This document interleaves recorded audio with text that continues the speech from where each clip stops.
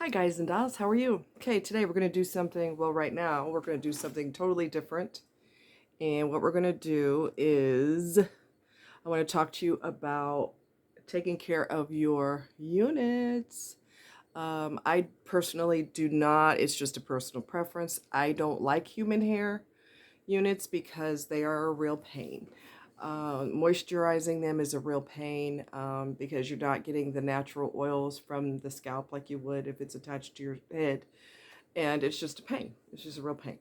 So maybe I haven't found the magical product. I don't know, but I use, synthetic only. So I want to teach you the proper ways to take care of them, some of the mistakes that I've seen people do. I've made mistakes in the past. I've learned a lot through the years.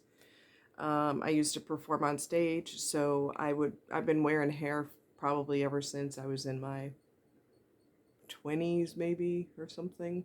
I think maybe younger than that, I don't know. But anyway, so before I forget, I want to go ahead and give you this little tidbit because knowing me, I'll forget. You need to use the proper tools on them, okay? One of them that you need to use is a paddle brush, okay? This one is Goody, nothing fancy, just a square paddle brush. And when you brush from the bottom up. So you go down and then you work your way up. So down, up, up, up, up, up, up. Don't ever start from the top and, yank it down. You don't want to do that.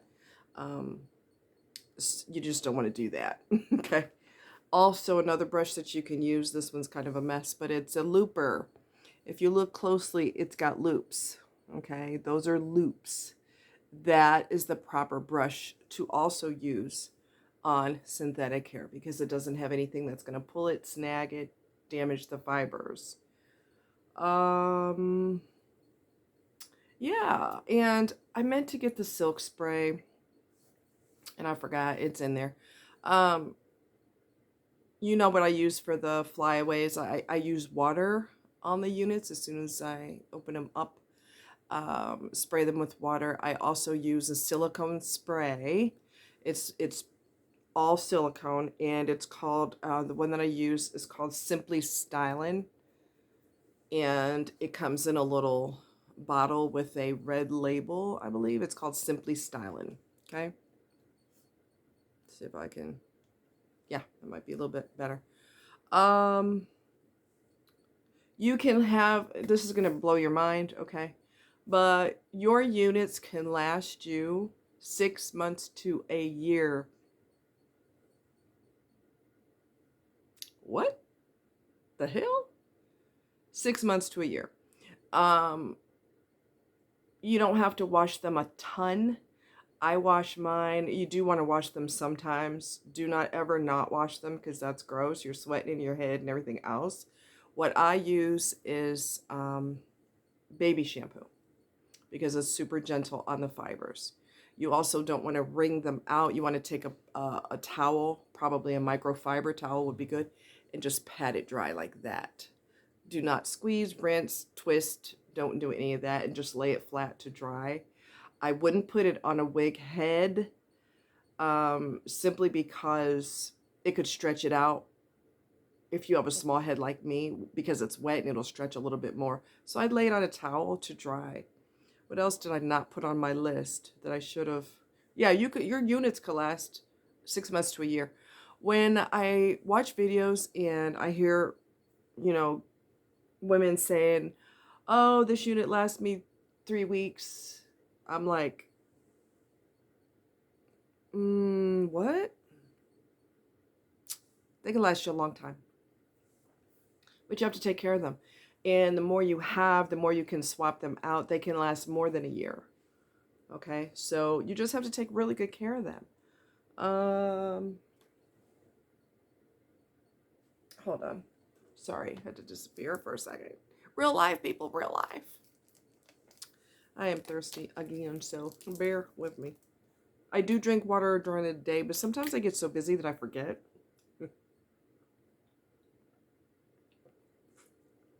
All right. You ready? Let's jump right in. Another couple other things I didn't put on my list of things to tell you. You can use texturizing shears like I told you the other day. So I wouldn't mess with the ones in the front, the hair in the front, because it's usually fine. On the sides, it can be a little bulky, so you just take a little bit at a time. Texturizing shears do not cut length.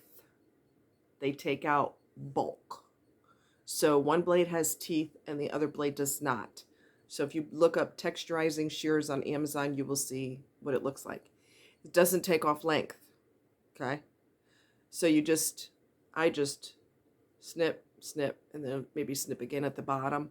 And then I take a comb, a fine tooth comb, and I just comb through it to get all those loose hairs out. The purpose of it is to get all that bulk out of there, to get the chunkiness out of the fiber. Sometimes it looks real chunky, like there's just too much fiber in there, too many fibers in there, and I'll just texturize them out. Okay. If you get knots, take them out gently. Take your time and separate the fibers out. I would not yank and all that. Don't. Okay. If you want them to last, you got to kind of take good care of them. Take your time and work the knots out, but don't yank them, rip them, take a comb through it, and don't do that. Just don't do that. If you're putting something in the fiber like moisturizer, it's not porous, right? So it doesn't absorb the moisture like hair would, especially human hair. However, it does make an impact. So when you put it on, do not ever rub the fibers like this. You just put it on and then comb it through with a wide tooth comb. Y'all know what a wide tooth comb looks like. I don't really need to show you that. You know what that looks like. Don't ever do the fibers like that.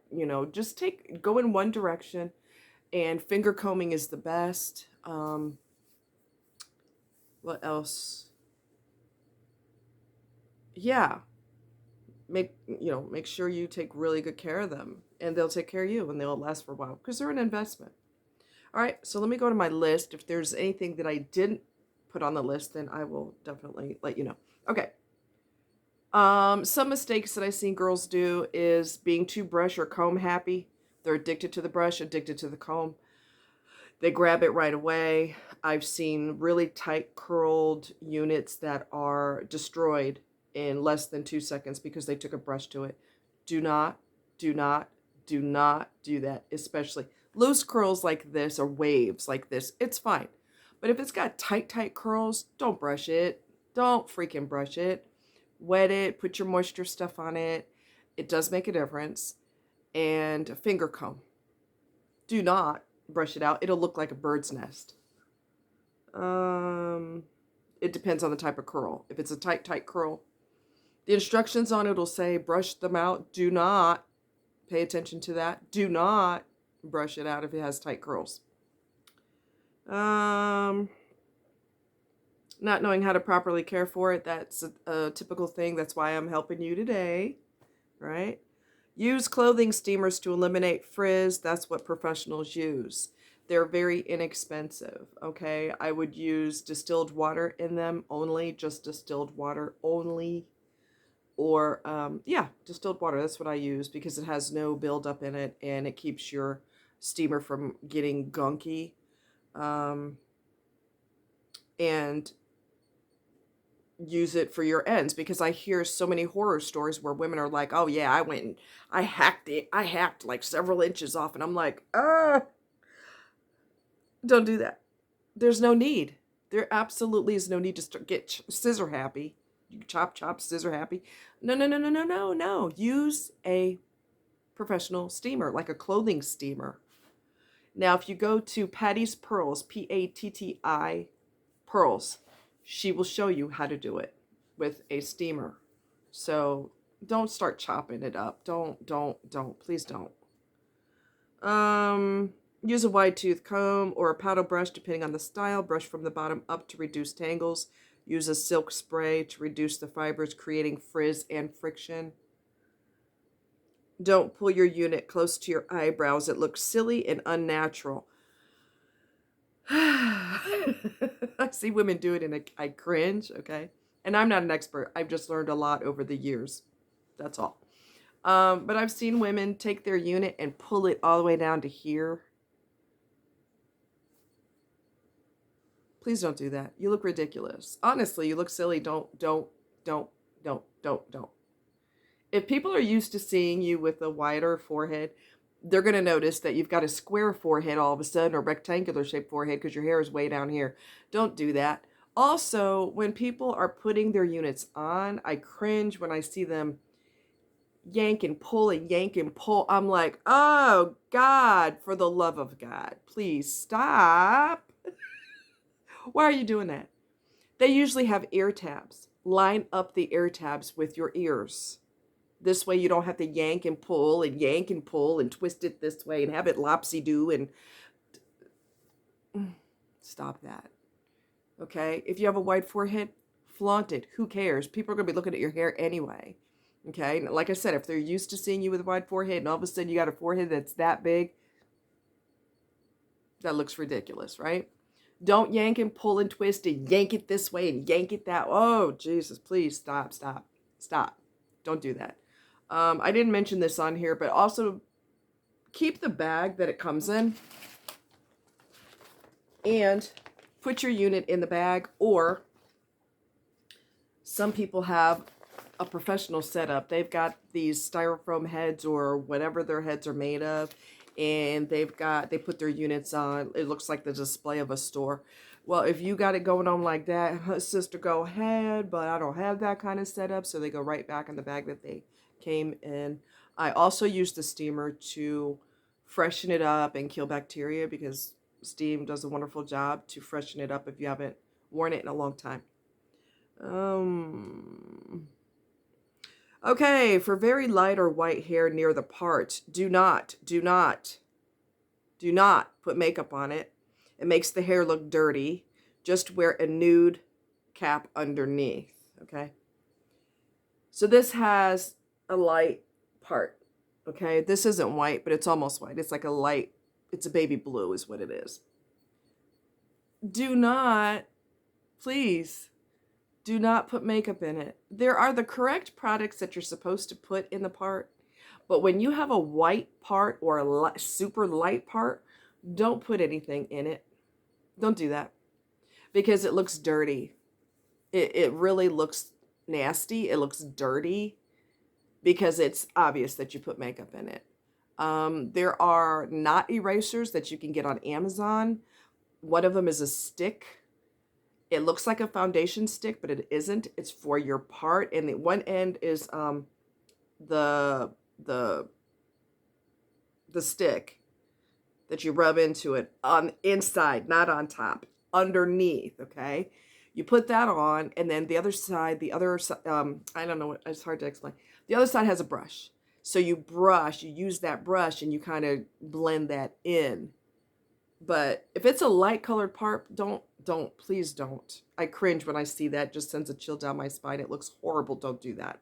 Okay? Use the correct thing. But with a white part, don't mess with it at all. Don't put anything in it at all. Okay? Please. It looks terrible. It really does. Use a wig grip. It's good for wearing scarves also. It prevents your unit or scarf from sliding.